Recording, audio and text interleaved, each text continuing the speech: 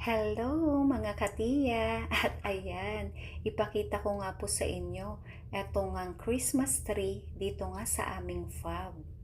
Ayan, ano nga ba ang Christmas tree? Ang Christmas tree sa ating mga Katoliko, ito ay sumisimbolo sa muling pagkabuhay at pagsilang ni Jesus. Ayan, ang ganda po ng Christmas tree, diba? Kahit simple lang yung design niya, maganda siyang tingnan at talagang mararamdaman mo ang Pasko. Binuksan ko rin ang ilaw. Ang Christmas light, nagsisimbolo siya ng liwanag ni Hesukristo dito sa ating mundo, sa muling pagsilang niya. At may kasibahan nga din po tayo na kapag nga naglagay tayo ng Christmas tree sa ating mga bahay o sa kung saang mga lugar, ito ay nagsisimbolo din ng eternal